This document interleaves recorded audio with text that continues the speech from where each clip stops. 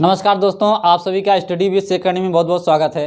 दोस्तों चैप्टर चल रहा है एलसीएम और एचसीएफ का। ठीक है, एक वीडियो उसमें बन चुका है, आज दूसरा पार्ट है उसका।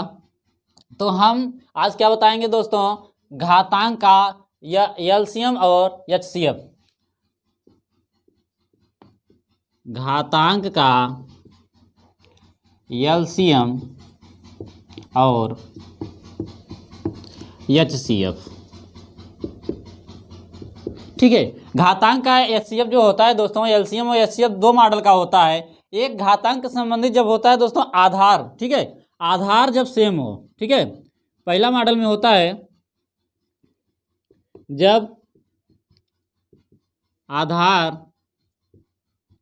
समान हो। जब आधार समान हो, जैसे 2 के पावर 3, 2 के पावर 4, 2 के पावर 7, 2 के पावर 10। अगला सवाल, 4 के पावर 3, 4 के पावर 7, 4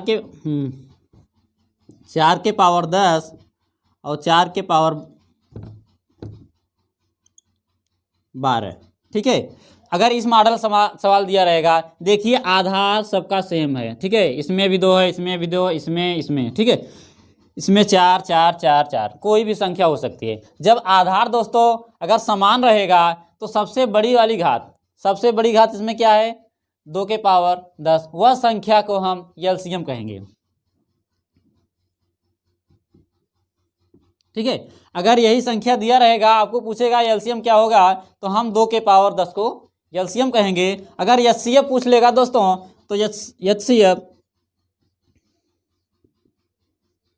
ठीक है, एचसीएफ होगा 2 के पावर 3। सबसे छोटी वाली घात को हम एचसीएफ कहेंगे, सबसे बड़ी वाली घात को हम एलसीएम कहेंगे। वही हाल इसमें भी वही होगा। अगर इसमें इन संख्याओं में अगर एलसीएम को ज्ञात करना होगा, सबसे बड़ी घात 12 है, तो एलसीएम दोस्तों, एलसीएम 4 के पावर 12 होगा। और एचसीएफ पूछ लेगा दोस्तों 4 के पावर 3। ठीक है, 4 के पावर 3।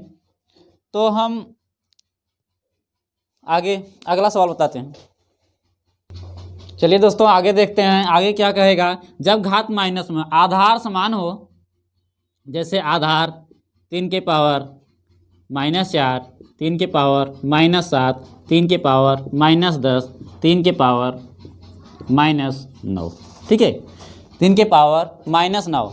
तो इसमें अगर हमको एलसीएम पूछ लेगा दोस्तों, तो सबसे बड़ी वाली घात को हम एलसीएम कहते हैं। इसमें सबसे बड़ी घात क्या होगा दोस्तों, -10 नहीं होगा। ठीक है, -10 छोटी संख्या होती है -4 से। ठीक है, -4 से -10 छोटा होता है, अर्थात सबसे बड़ी घात क्या है दोस्तों, 3 -4। तो क्या हो जाएगा, एलसीएम क्या हो जाएगा दोस्तों, एलसीएम 3 के पावर -4। ठीक है, एलसीएम सबसे, अगर आधार समान हो, सबसे बड़ी घात को एलसीएम कहते हैं। तो इसमें सबसे बड़ी घात दोस्तों -4 होता है। ठीक है, और एचसीएफ निकालना होगा, तो सबसे छोटी घात को हम एलसीएम कहेंगे और एचसीएफ कहेंगे। तो एचसीएफ बराबर 3 के पावर -10।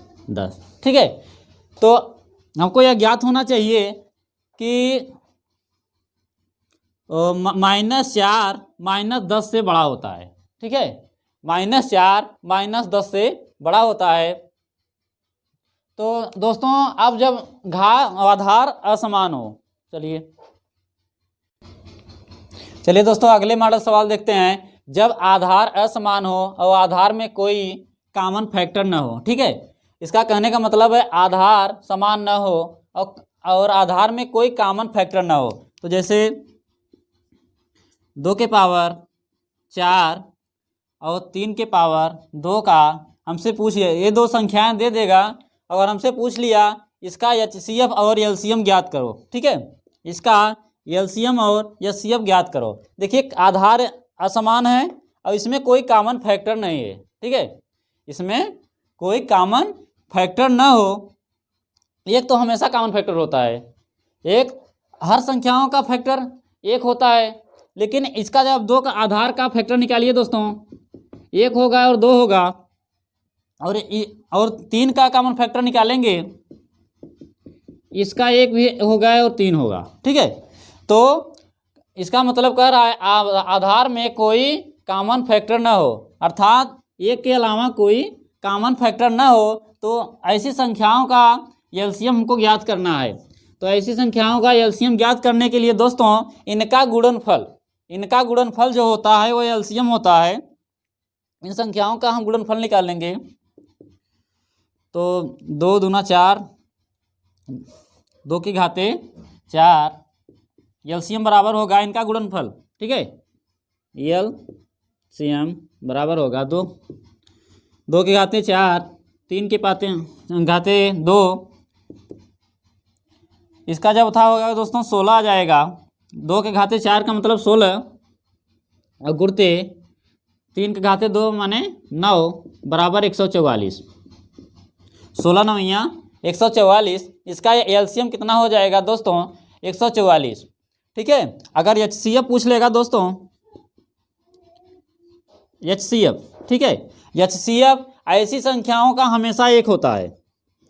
ऐसी संख्याओं का एचसीएफ हमेशा 1 होता है, और एलसीएम इन संख्याओं का गुणनफल होता है।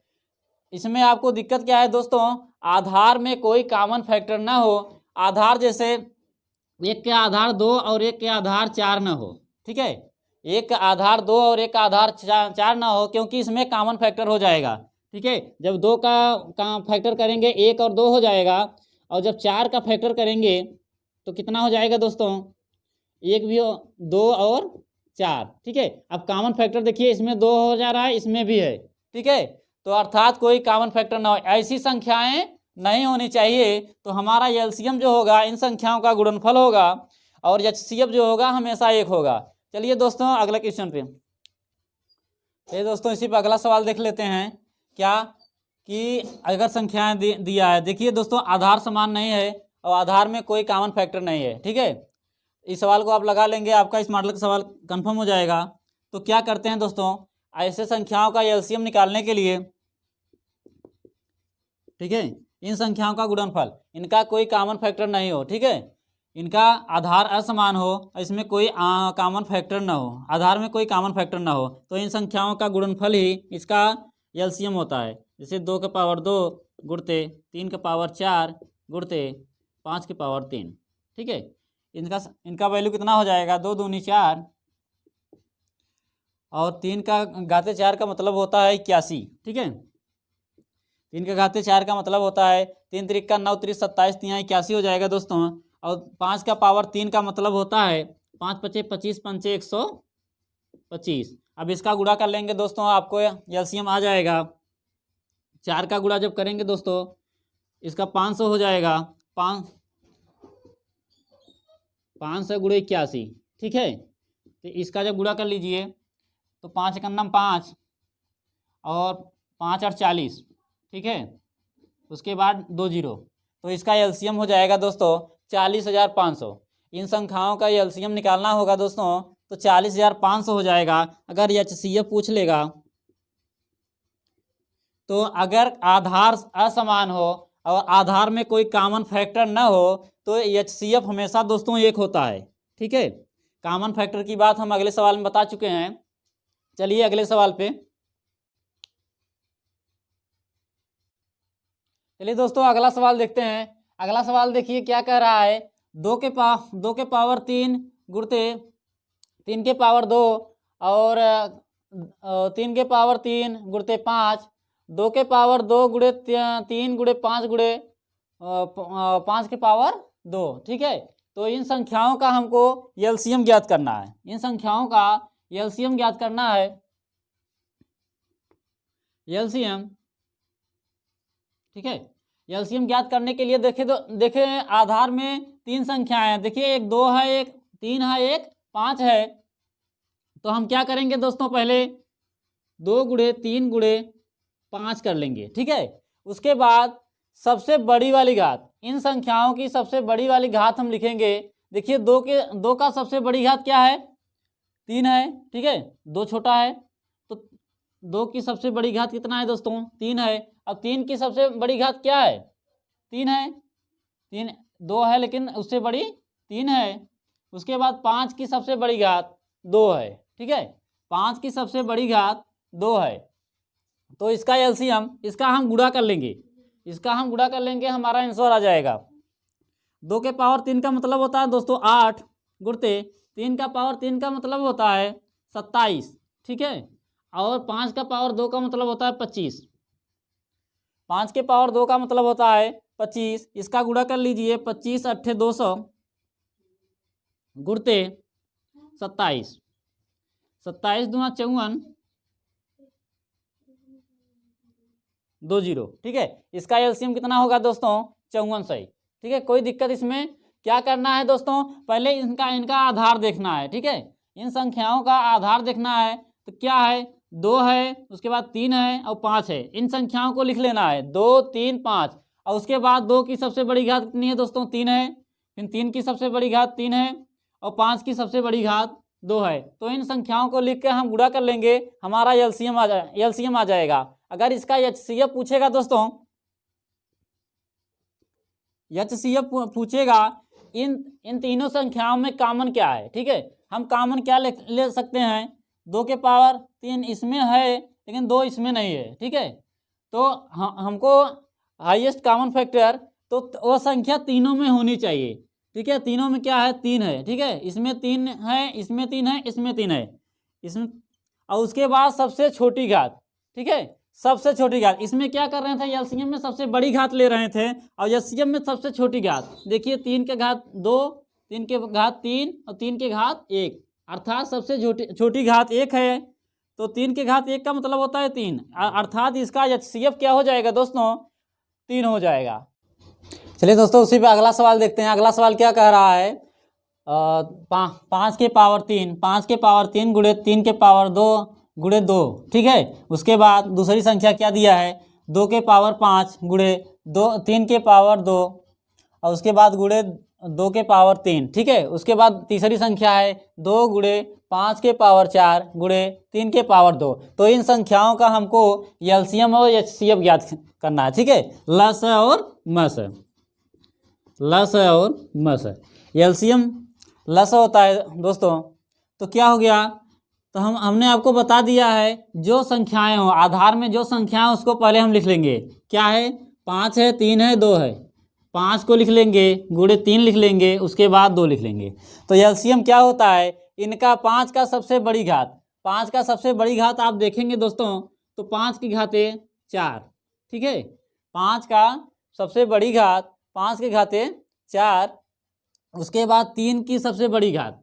ठीक है, 3 की सबसे बड़ी घात 2 2 2, अर्थात 2 ही होगा दोस्तों। और 2 की सबसे बड़ी घात। ठीक है, 2 की सबसे बड़ी घात देख लेंगे क्या है? 2 के घाते 3। तो इन संख्याओं का हम गुणा कर लेंगे दोस्तों, हमारा एलसीएम आ जाएगा।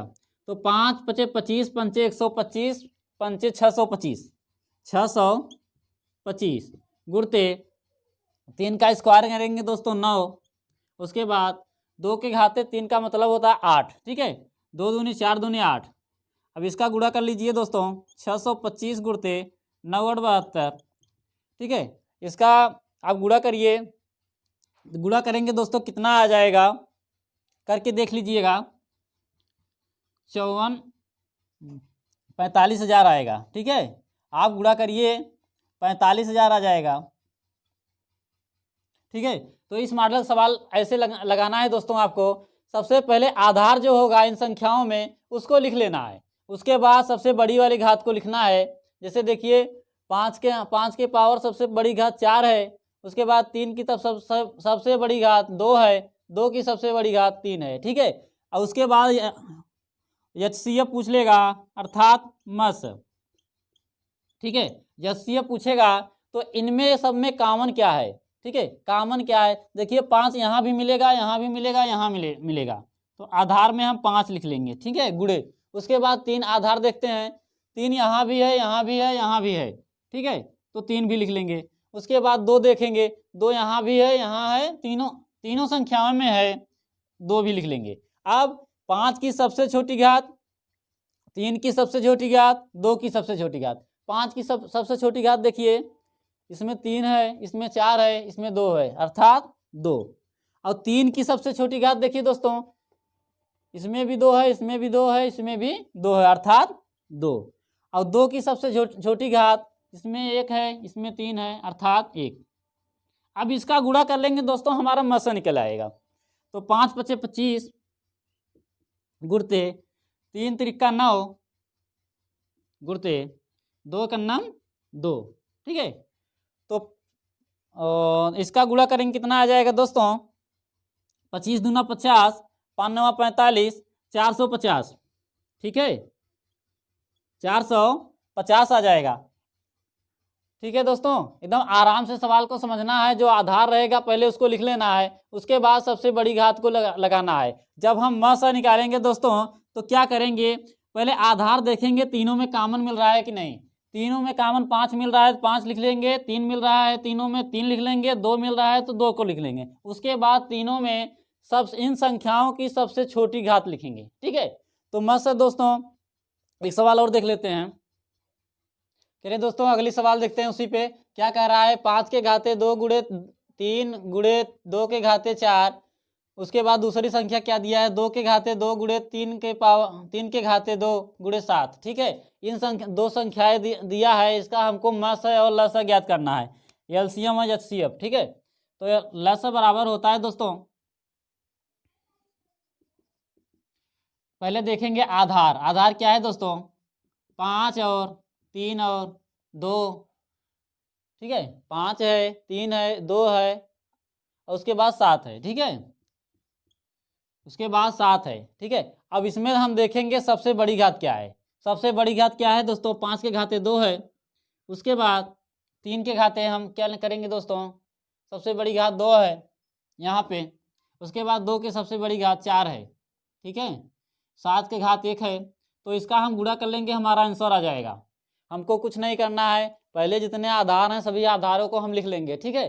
जब इसका लस निकालना होगा, सभी संख्याओं का हम आधार को लिख लेंगे। आधार की सबसे बड़ी घात वाली संख्या को लिखेंगे। देखिए 5 के 3 का घात 1 भी था, लेकिन हमको बड़ी घात वाली संख्या चाहिए थी, तो हम इसका गुणा कर लेंगे। 5 पचे 25 हो जाएगा, 3 त्रिका 9 हो जाएगा दोस्तों, और 2 के पावर 4 का मतलब होता है 16। उसके बाद 7 हो जाएगा। तो हम क्या करेंगे दोस्तों, इसका गुणा करिए आप लोग, पहले गुणा करिए। 7 नवा 63, 25 गुणे 16 गुणे 63, और 25 का गुणा 16 में करिए पहले। 25 छक्का 125, हाँ 25 छक्का 150, ठीक है। 25 छक्का 150 और 25 का नम 25 15 40, 25 15 40, 400 हो जाएगा। 25 15 40, और उसके बाद क्या बचा दोस्तों, 63, ठीक है। क्या बचा, 63। अब उसके बाद 4 का गुणा कर लीजिए। 4 तिहाई 12 और 4 छंग 24, 1 25, उसके बाद 2 जीरो, अर्थात 25,200। इसका इन संख्याओं का एलसीएम होगा दोस्तों 25,200, अगर हमको मस ज्ञात करना हो, ठीक है। मस ज्ञात करना हो, पहले आधार देखेंगे। आधार में जो कॉमन मिल रहा है, 5 उसमें नहीं है, 3 है, ठीक है। तो 3 को हम लिख लेंगे। उसके बाद गुणते 2 के देखेंगे, 2 इसमें भी है, इसमें भी है, ठीक है, 2। उसके बाद कोई संख्या दोनों में 7 इसमें है लेकिन इसमें नहीं है, 5 इसमें है तो उसमें नहीं है, तो उसको हम नहीं लिखेंगे। अब इन संख्याओं का सबसे छोटी घात, 3 की सबसे छोटी घात और 2 की सबसे छोटी घात क्या है, इसका 1 घात है और 2 की सबसे छोटी घात 2 है, ठीक है। इसका गुणा कर लेंगे, हमारा आंसर आ जाएगा 3 गुणे 2 दूनी 4, 4 तिहाई 12। तो क्या हो जाएगा दोस्तों, इन संख्याओं का मस 12 हो जाएगा और लस कितना हो जाएगा, 25,200, ठीक है दोस्तों। तो दोस्तों आज के लिए इतना ही, बाकी कल। तो दोस्तों धन्यवाद।